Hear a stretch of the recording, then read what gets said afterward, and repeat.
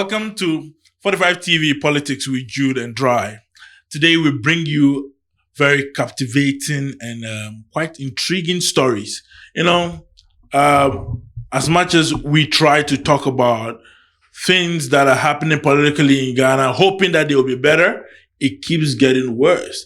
And one thing always leads to another. Today, trust me, Drai and I are going to come to you with in-depth analysis of what ought to be but isn't. Drai, how you doing, my brother? I'm doing good, Jude. How's it been with you yourself? Oh, not bad. The summer has been great. I can't say same. Hopefully, my summer will take a different turn from today. But certainly, from 15th of August, I should have some 2 weeks before the first set in to have some break for myself. No, so that's good. That's great. Yeah. Today we have a lot to talk about. Let's get it going. We have a back-to-back ambulance case to talk about. We have the Agyapadie document that was about dying in natural death. The president had to resuscitate that. He had to comment on the discussion. He was going to die, but he had to resuscitate it. But then we'll talk about it. We also have what we are hearing to be 21 million Ghanaians. Yeah. Not being able to get food or something. Quality food. Quality food. Quality meal. meal. We're talking of quality meals. 21 million. That's staggering. Yeah, it's very serious. Given that our population is about 34 million and 21 million people can't. That is serious. And we'll wrap it up with the IMF situation. No wahala. Right. But viewers, before we start, let's entreat you to subscribe, like, and comment. We come with you with nothing but the truth. We come with you with no fear. We speak truth to power every other time when we get opportunity to sit before you. When we look into the cameras, we are looking right down your eyes, right? We start off with the ambulance situation and a brief of that. So the Attorney General, Godfred Dame, took the current minority leader to court for financial misappropriation, causing financial loss to the state. In a sense that ambulances were brought in, they were not fit for purpose, and there are fittings and other things missing. Now, the big deal here is that the minority leader, then Deputy Finance Minister, issued letters of credits. It's been established that letters of credits are just guarantees, but they are not payment. However, the Attorney General proceeded to persecute the minority leader. Not only the minority leader, the gentleman who is the agent for the supplies of the ambulance, Big C, Richard Jakpa. So these guys were in court. The Attorney General went to present his case. The accused also presented their case. So the accused actually filed for a no case. They were denied initially. So they appealed it because they're saying if the Attorney General's case is hinged on the LC, the letters of credit, then he has no case, right? Because they are not the final authorities to pay. The final authorities to pay is the Ministry of Health and I think the Bank of Ghana through the auditor, the Auditor General. Belligerent as the Attorney General was, he still pursued this, and then the case was somewhat gaining momentum. Right? Recently, this week, the appeals court heard the case of the minority leader Richard Jakpa, and not only did they say they are acquitted and discharged. They should walk free. By 2-1 majority. Yes, a 2-1 majority. Your take on it? I think we discussed this before. We had this. We've been exhaustive with it. Exactly. Yes. When this happened, through to the time where parliamentarians wanted to solidarize behind their minority leader to boycott parliamentary proceedings just so that they can frustrate the government of the day. We had all these conversations. And right from the start, we saw that this is a political witch hunt and which has no locus, it has no substance in the case and all of that. Because if you look at the context of the case itself, right? If I should issue an LC to a different ministry, the ministry responsible for ensuring proper due diligence that things are fit for purpose and things are appropriate and fit the amount of money that is going to be dispersed for that particular purpose, that responsibility lies on the ministry that is receiving the LC or the ministry that the LC is being issued for. So right from the start, this case did not really have any merit to incriminate the now minority leader or the then deputy finance minister, right? And I said this, that should, and I think the Honorable Kennedy Japan also made the same statement, that if this should have gone in favor of the Attorney General, it would have set a bad precedence it would have set a bad precedence. What that means is this. So now, ministers, or particularly the finance ministry, will be very careful to issue LCs to other ministries to fund their project or to fund their logistics, procurement, and everything like that, because you need the finance ministry to issue certain letters of credit for you because you want to purchase things in the interest of the nation. But should this have gone the other way around, I think the finance ministry will be very stricter and will be very reserved not to issue such support or such utility for other ministries to see to the work of other ministries. So clearly, it's right in its sense, the way the decision went by the appeals court, and that is very good. And I think that this is another dent on the records for the Attorney General, because not so long ago, the Attorney General seemingly lost a case, which in this case was like an international case, the oil case that he lost like recently, and now this, so a back-to-back defeat. And even now, he's also I think fighting or defending the nation on a particular case as well internationally. I'm not so sure of the specifics, but it's happening that he flies out of the country. Some have arguably said this Attorney General is setting a record for himself. And the record is he's going to go down as the worst Attorney General. Exactly. And he's desecrating the office. So if you've lost two big cases back to back in a short space of time, that is a downgrade, or that is sort of like you are disreputing that office. So I join the voices that are calling for his resignation. I think the most honest thing he can do for himself to save the little reputation that he has, if there is even any left in his bags, is to leave the seat, vacate the seat, resign. Talking about he being disgraced, you recall on one of our episodes, right? We talk about how he was trying to coach an accused person to lie to the Honorable Court. Exactly. That is witness tampering, which is not supposed to happen.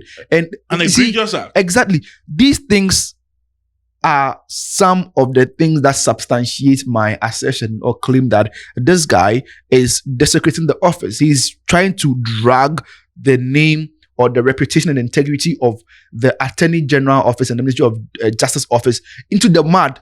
This is a very sacred position. This is the office that's the custodian of legal matters, or CJS in our country. And if you are dragging this into the mud in this regard, I think, hey, with time, if this should continue, people will not even ascribe that regard or due that regard reverence, to the let's say reverence to the office again. So I think my man should go for it. I mean, when he was deputizing, I think, was it Demelevo? I'm not so sure. No. Actually, so for Akufo, this is one of Akufo, Gloria Akufu. Yes. When he was deputizing, I think he was doing. I saw some glimpses of positive prospects from there. Yes, about that. Even that I'm shocked. Discredited, about that. This week I was reading the piece from Bright Simmons, right? Yeah. Bright Simmons used to love him because, as deputy, people thought that he was going after Woyome. He was going to get the Woyome money. It has come to light and Brad Simmons did mention it, that this gentleman is just pursuing an MPP agenda. He's not an attorney general for Ghana. He's attorney general for MPP. I mean, I'm not surprised, because that's how political machinery function. Right. So get people you can control in strategic places of influence, so that they can do your bidding for you. So that they can do your bidding for you. Ladies and gentlemen, you're still here on 45 TV, Politics with Jude, and Dry. We're still talking about the ambulance saga. We hope we're getting your attention, and we're bringing you to that knowledge of the level and depth of how our institutions have been corrupted. Dry. The next, I think we should extend the conversation into the new ambulance saga. Yeah, so which has got to do with. We're gonna link it. We're gonna link it. I just want you to wrap up on that. Yeah, I think we've exhausted the conversation on the Attorney General. There's a nexus to the old ambulance saga and the new one, right? That I think when we were doing integrated science, we call it the liver. Is that the liver? The center of it all. It's one other than it's none other than Kweku the heart of it all. Yes, the heart of it all is Kweku Agimambenu, the Minister for Health. Yeah, he's still Minister for Health? I think he's still Minister for Health, or I think it's maybe Okoboy now. It's Okoboy now, yes. Yeah, I'm sure. Oh, it's Okoboy now, yes, you're right. It's Okoboy now. But Kweku Agimambenu, if we talk of corruption engulfing the Attorney General, I don't know what we can say about Kweku Agimambenu. Because Agimambenu, in fact, the background of this whole thing is Agimambenu is the one who was used by the MPP to report this first saga with the minority leader, which is Agyapadie, to Iyoko. Oh. He was the same guy that actually involved himself in a fraudulent deal for COVID vaccines. 100%. So he has been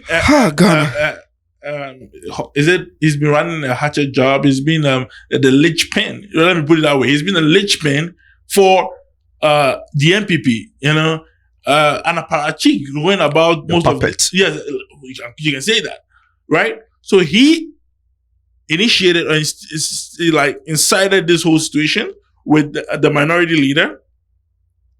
When the case was ongoing, Agyapadie reached out to this gentleman and said that, but Big C is ready to provide the parts, and Big C is ready to pay this amount of money. Yeah. Why not take it?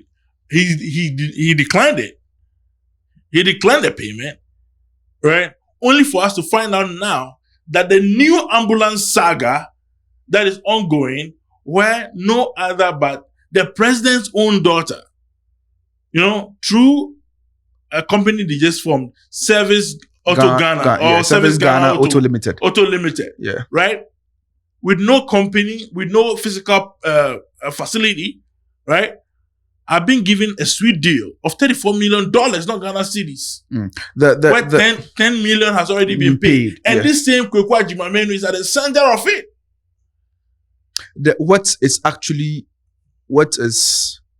appalling is this, that before Ken Oferiatta left office, that was his last sort of like goodbye to us. Yes. When we were thinking, okay, the guy who was imposing taxes and in the name of Bible quotations. I mean, there's a way that he's very cunning, and I think he understood that, religion is the opium of the masses. So in a way of trying to, dump very hard situations on us, the way he was able to cook it and mix it up with biblical quotes will make you wonder, come on, you can't end the speech with a quote from the Bible and that speech will be falsehood, or that speech would actually land us in a ditch. Yeah. And when the evidences came to light and his resignation was called, and finally the president actually had to take him off duty, his last act of service to the state is to assent and ratify something that was going to plunder us into lower levels of debt. Yeah. Or it's sickening, right? Yeah. That 10 million had been paid already. As for the company, the SGAL or SGAL, whatever, it's the evidence is out there that this company even got the deal before the company was fully registered. Yeah? Yeah. The company got the deal before the company was registered. And it presupposes that, see, again, when your people are in power, or the wealth of the state is for it's for a cabal. Yeah. I mean, when your people are in power, what it basically means is that those who get the deals are those who are close and within the circle of the people in power of the day. Yeah. Basically that. But talking about that, let me ask well-meaning Ghanaians this simple question. $10 million for spare parts, where 3 or 4 or $5 million could get us 17 to almost 30 new ambulances. In fact, does this make sense, Ghanaians? Does this make sense? We need to know. Please go into the comment sections and then let us hear your views. It's very important. In fact, the beauty of all of this is this. The sum total of the money that has been allocated and earmarked 34 million for the spare parts deal, right? See, if you should do the maths, that money can actually get us a number of ambulances, fresh, newly built, state-of-the-art ambulances, right? Can get us a number of such ambulances, fresh, newly built, state-of-the-art ambulances, equivalent to the number of constituencies or districts we have in Ghana. Yes. You're right. So yeah. It's just sad. Anyway, I'm not surprised. There was a video that was circulating on social media that where one MP was, I think an MP or a DC was commenting about an excavator that needed to be fixed. And the MP was caught on tape saying that it will cost maybe 1 million to fix the excavator. And it's expensive. So that's why they're going to buy a new one, which is going to cost them no. It will cost them 2 billion. Yes. It will cost them 2 billion to the thing was it will cost them 2 billion to fix the damaged one, right? And the new one is about 1 million. And the 1 million is expensive, according to that logic. 1 million is expensive than the 2 million. As compared to the 2 million. So they're going to, and so if you have people like this, with this kind of reasoning and logic in government and in place of leadership, and these things surface or come to light, you shouldn't be surprised. I mean, the facts are there, the dots are just being connected. These are a group of people with an agenda that see, we are coming to capture, we are coming to seize, we are coming to keep what belongs to the entire nation and then distribute it just across select few of people who are privileged to know people in government, or who are governments or the leadership's direct close associate. And it is very, very bad, right? It's very, very, very bad. It's very, very bad. What this does actually is this: when a new government comes into power, they also tend to save themselves instead of saving the state. So these things create precedences that justifies perpetual corruption. That's why it ought to be punished. It ought to be punished. It really, really ought to be punished. Yeah. But the beauty of this is this: if in the process of really arraigning these people before the criminal justice system for justice and some sort of like retributions to be, given or to be granted, these politicians have a way of exploiting the gaps or the lacuna in the law to protect themselves and to more like insulate themselves against the punishment they deserve. In any morally reasoned country and society, we don't even need to look at the laws around these things. Like Sophia Akufo said recently that in the sale of the Senate hotels, that see, even if the law is not explicit on a particular thing, and you've not violated the law by trying to buy a state asset as a leader in power in the day, your moral compass and conscience will tell you that, see, this act is evil. I agree with this her. Act is wicked. This act is going to plunge my people into abject poverty and abject suffering. So I ought not to continue in the act. But again, because of selfish interest, because see, I'm trying to build wealth for my people and my close associates, I care less. I can defend myself in court because the laws are gray, the laws are not so clear and explicit on those matters. So I don't care. So I think it is high time we actually included and we imbibe certain moral standards in our people, in our leaders, right? So that beyond the law, they can also rely on their moral compasses to determine what actions are good and serve the nations well. Yeah. So the good news here is Agyapadie Ablakwa, right, has petitioned the OSP. Hopefully they allow the OSP to work independently. Now the 10 million has been paid, but I think there is some 24 million, something that has to be paid. That hasn't been paid yet. So Agyapadie is stopping the payment of that. Asking the OSP to direct the Auditor General not to pay that, right, and investigate, so that we are able to really protect the public purse and do proper due diligence and save money for the country, right? While we are in the health sector discussing ambulances, before we jump to the new thing, let me just pass this through. It's also health related. You know about the Agenda 111, right? Yes, the consultancy firm that is responsible for drafting or drawing the architecture or the Agyapadie. News has come to light that for every single Agenda 111 hospital facility, right, they are charging each design for each of them. So if that's and not their theft, buildings are the same. If that's not theft, I don't know what it is. See, everything that we discuss here, the more we uncover evidences or the more evidences come to light about these things, just proves one thing, right, that these people are in for that selfish interest. And viewers should know that Agyapadie and Associates, they are the same architects building the most expensive hall, National Cathedral in Ghana, the National Cathedral. We'll ask our producers to put an excerpt of the Minister for Health saying this in front of the committee. Yes. We asked him. Our producers will put it. He doesn't even know that. Yes, he doesn't know. He was caught pants down. Our producers will put it up for them. Sad. For the viewers to see this. Sad. Sad. It's on that. Which company was given the architectural designs to execute? Well, what I'll say is that I think, like I said, the project is being managed from the office of the Chief of Staff. But we as a ministry are giving them 100% support to make sure that they come up as fit for purpose facilities. Honorable Chair, the content of the... Honorable Minister, it's a simple question. Very simple question. Absolutely. You were very kind to tell us about the Ghanaian contractors. That's for construction. Yes. We want to know about the architectural designs, the consultancy. Honorable Chair, the vendor who handled consultancy and all that, I don't have the details.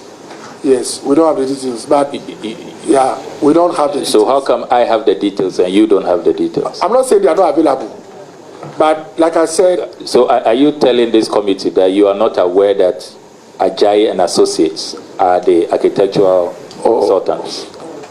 Honorable Chair, respectfully, usually I gather information that will serve the purpose of some of the questions that have come up. I needed to have these payments, have these projects where they've reached, so that at least members who are affected will know that something is happening. But all background issues, once you ask me, we can find them and bring them. Honorable Minister, are you aware that every single Agenda 111 project, we are paying for the design separately, replicating payments, which is amounting to causing financial loss to the state? Are you aware of that? Honorable Chair, those details, I have to get them for you before I'll be aware of the consequences. Okay, so we want you to provide details on the consultancy. We want to know the firms, the role of Agyapadie and Associates. We want to understand why every single hospital is being paid differently in terms of the designs when there could have been a one-off financial arrangement, financial commitment to the state. And kindly let us have that information by close of week. It's so sad. And causing financial loss right now has become like, nobody cares. They are ready. No, you have to qualify it. Not causing financial loss. Not just causing financial loss. Causing financial loss to the larger majority of the states. But then it's actually a financial gain from their point of view. True. You need to be in their shoes to see the utility and the benefit of their actions. But to the ordinary Ghanaian, it's a loss for us. But to them, they go into their closets and celebrate a big win against the state. The bourgeoisies keep enjoying, and then we, the masses, keep losing. Based on this, we have had enough. Kenya has had enough. Nigeria is having enough. I learned one political activist saying that, they don't think Ghanaian youths can speak up. We've had enough. And about having enough, it's important we talk about this other thing. A document that has been out in the public for over 80 years, arguably. I'm not going to say 7, for over 80 years. Initially, I am one of those who believe that, it will be a fairy tale. I think somebody just wrote something, right? Over time, we have come to realize that everything and every agenda in that document has been rolled out. Everything has been rolled out. How could we have a Nostradamus in this current day to predict the minds of a sitting president? A document that has been rolled out all this while, 7 years on, we've had this government serve its first term, it's serving its second term. This document was still around. The Ochehene did not debunk the document then. He's debunking it now. Somebody is saying that after he received $1 million, for greening the Ochin man. So we are also asking, where are the trees? Now, the president is coming in and he's saying that Mumbungu, that is fabricated, that is a document put out there just to tarnish his image. I don't know how our president can say this, if not for him being narcissistic or only thinking about himself. He speaks sometimes like a dictator. Excuse my French, but then it's not the greatest for a president to be speaking as this when we have discerning minds. We have people who can read and write, or at least, people who, for the sake of putting this better, his free SHS has helped us to think, right? For his free SHS has allowed us to be able to know what is written in black and white and to see what is being manifested. 7 years on, we see a manifestation of this document coming to play, and this president comes up to say to us that, his political opponents just want to destroy him. That's why they put out this document. Your political opponents don't write policy for government. They're not the ones who put this document out there. They're not the ones who implement everything in this document. Now, it begs the question, viewers, some time ago, when MPP took the reins of government, in 2017, they were going to pursue Ameri because they said Ameri was a corrupt deal. It was a stinky deal. They were going to look at it. Only to realize that they wanted to, somewhat steal something, or they wanted to get something from the Ameri deal when their covers were blown, when their backs were wide open in the like the naked king, the king that wore a coat and had his bum, out there. When their bums were exposed, and it pointed directly to the president.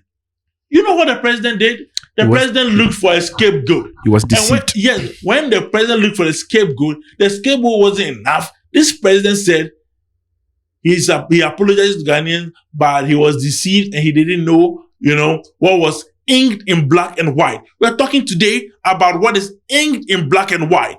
And what is inked in black and white is the Agyapadie document.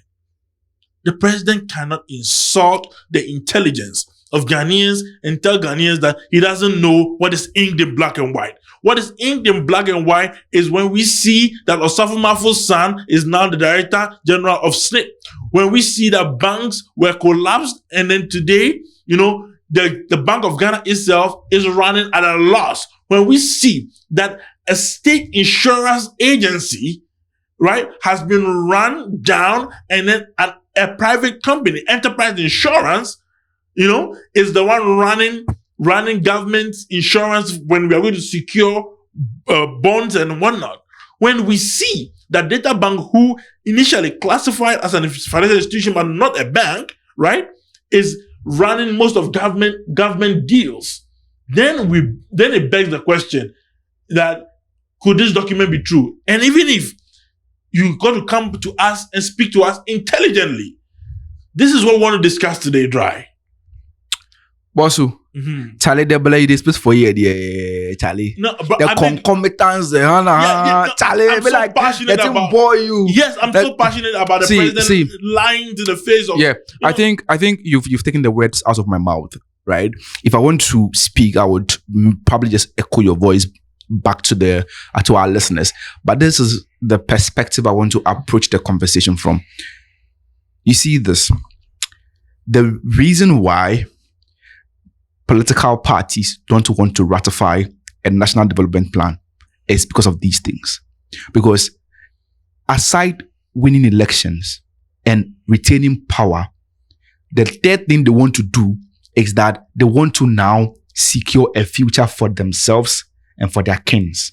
Which is why in the foreword or the acknowledgement of the Agyapadie book, it's clearly written there, black and white, for us and our unborn children and the so they mention the kind of people they want to create wealth for, right? And this gives me the idea, or this further goes to support and reinforce the claim that, see, these political parties will never ratify a national development plan because that document is going to hold them to book, and that is going to be the benchmark against which their performances and their trajectory in terms of developing and in terms of delivering socio-economic emancipation is going to be measured.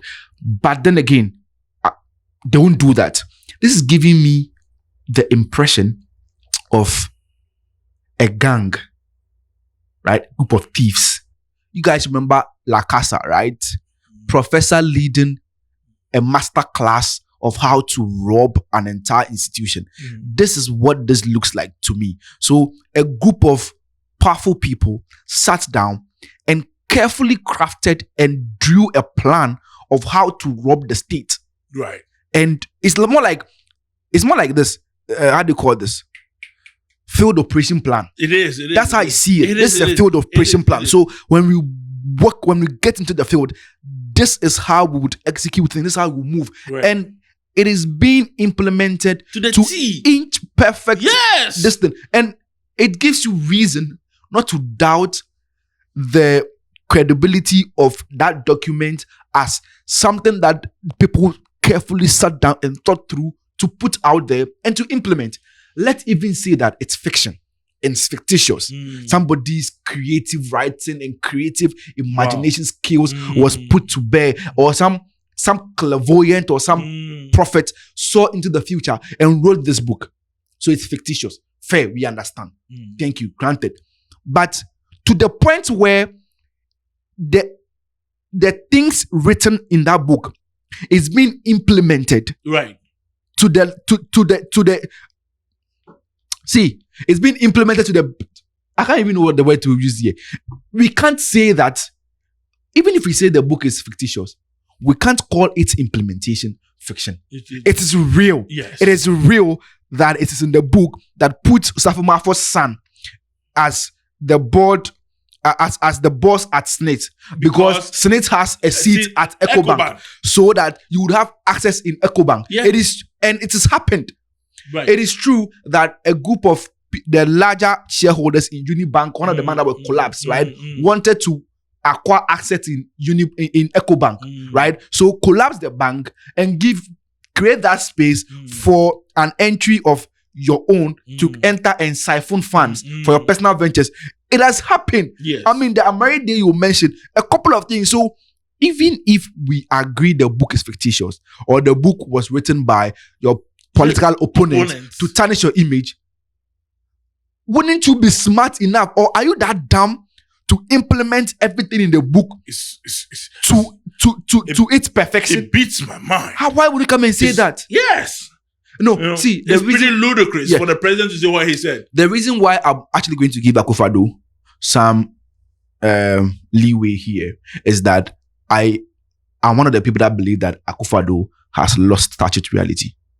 But honestly, and the people around him are not feeding him information that reflects what's happening on the ground. I beg to differ, because what he is doing, and as a lawyer that he is, this is what we call plausible denial. 80 years plus man. No, plausible deniability is something that exists. It's a tactic that is being used, right?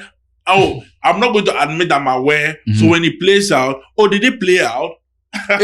Yes, that is one, right? Yeah. I mean, we can all speak to those things, but then what I'm saying is this. See, what is real to me, old man, Charlie, mine we don't dig on like that. Charlie, we the people didn't there around him too. They want chop some, so then go feed them something.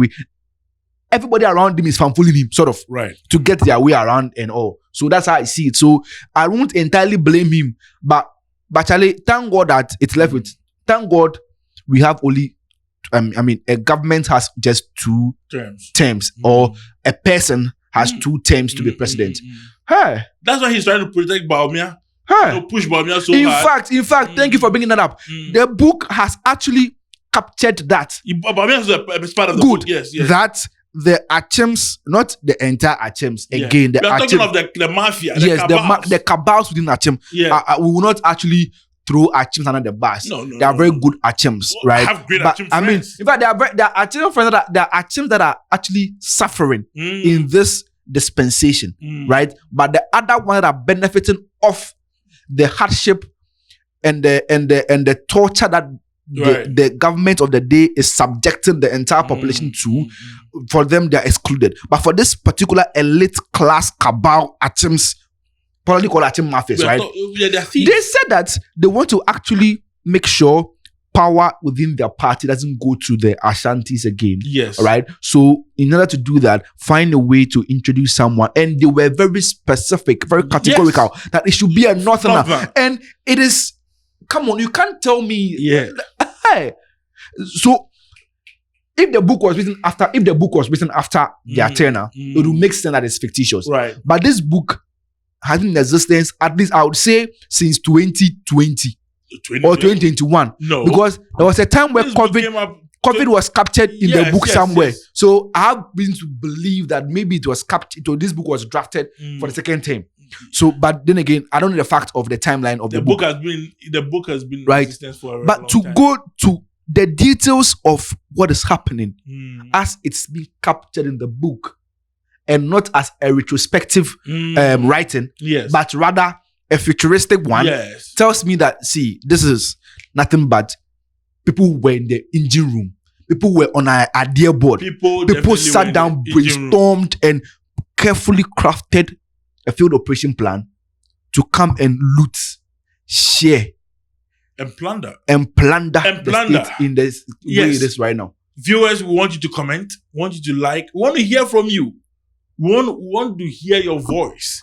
Your voice would would urge other Ghanaians, to speak up. The days of political colorization, the days of polarization is over. We cannot keep doing everything as we used to be. It can't be business as usual. If we don't start, right, these politicians will keep taking us for a fool. Let's hold the neck of our lead. Let's hold their necks and press them. 21 million Ghanaians unable to afford quality food. They can't afford quality food when we go for a $250 million loan and we are going to assign 94 million of that to consultancy. Divide 24 million. Divide 25 million by 5. What do we have? We have what, 50, right? Yes. Good. So 1/5 of the loan, or more than or almost twice 1/5 of their loan we are going to take. But you know what? Let's say we got to commend Parliament though. We got to commend Parliament because Parliament rejected that. When you commend Parliament, you are being disingenuous in this case. Commend the select or commend the sect in Parliament that actually pushed for the rejection of this. Yeah, that's right. That's how I say MP. Mutala. If he had not seen this and pointed it out, the majority wouldn't have pointed it out because the majority have not served the collective purpose and good of the country. No, you're right. So they can't eat. They can't do. I mean, this statistics or this research or this findings comes to confirm what the Honorable Sam George said one time at Metro TV. That see, now people don't even eat. People have formation for eating. It is 010 or 001 or 100. You have to pick your own, and that's what people are doing right now. It's sad. It's very sad. If you're going to take a loan, and about almost a quarter of that loan is going to go into what? Paying for who?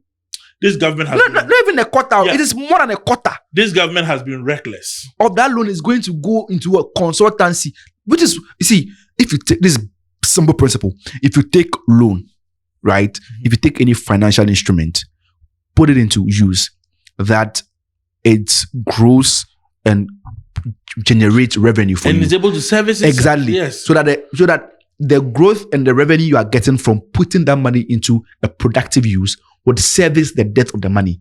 But if you borrow money and you spend the money the way and manner in which we do in Ghana, what you are doing is accruing debt for unborn generations to come and take responsibility for. And that is what is happening. We are supposed to start paying some debt by 2026 right now. 2026 will be on our doorsteps very soon, and we can't pay that debt. We have to default that debt and put the debt forward for the next generation to come and pay. Talking about debt, right? I know our time is almost up. We've got to wrap up. Yeah. But what I want viewers to know is another disgraceful news that we read this just yesterday. Government kind of leasing the Commander Sugar Factory to India. For 15 years. Yes. For pittance. Can you imagine? I saw the news myself this morning, and the trade minister, my favorite guy, Katie Hammond, was saying that we'll get $1 million. For pittance. Yes, it's giving me. You see, it's so sad. Remember the Agyapadie deal? Yes, it has semblance to it. That will all our mineral resources to a particular entity, and then just get a peanut for it. How much are we getting for Sino-Hydro again? I have no idea. But let's wrap it up with the IMF increasing the seats. Yeah, good news for sub-Saharan Africa, or good news, bad news, whatever you want to call it. The executive board, the highest decision-making board of the IMF, is increasing the number of African reps on the board. So presently it is 2. So by 1st of November, it's going to be 3. That would take the number of executive board members to 25. And that has been ratified and have been approved and is going to move forward. As to who it's going to be and what country it's going to come from, we do not know now. But then the decision is on the backdrop of increasing inclusivity and representation across the globe and all of that. Yeah. But I think this is another subtle way of further entrenching or further more like reinforcing the resolve that Africans can always come for loan from the IMF and continue the perpetual plunder of African states in this vicious cycle of continually owing the IMF. Yeah. So that's what I see. Right. But then again, you captured my words very perfectly. But I want to say, Drai, we're wrapping up. So your final words. My final words. I would say this. 2024 is coming. As I sit here right now, it left my 10 cedis with my pockets. I beg you, go. Let's make a good decision this time around. Let's decide properly. I don't know who you want to vote for, but hey, I'm not going to campaign here. But one of my favorite songs from Nasi goes like this: Rantim Punle Eno Ane Kra. ladies and gentlemen, arise, Ghana youth, for your country. Your nation deserves something better than this. It's not about who, what, where. It's about you. It's about you and your money. It's about your ability to purchase basic necessities. Food shouldn't be something you grapple over.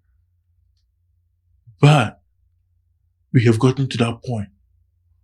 If it were a cliff, if Ghana were a cliff, we would be at this precipice. This precipice where we're able to balance ourselves, or we are going down, neck down. The decision lies with you, it lies with me, to make matters better for ourselves today and for the generation unborn. We need to condemn in very serious terms political actors and politicians who take Ghanaians for granted. The Ghanaian cannot and should not be taken for granted on any day. It's Jude and Drai here at Politics at 45 TV. We'll see you next week. Bye.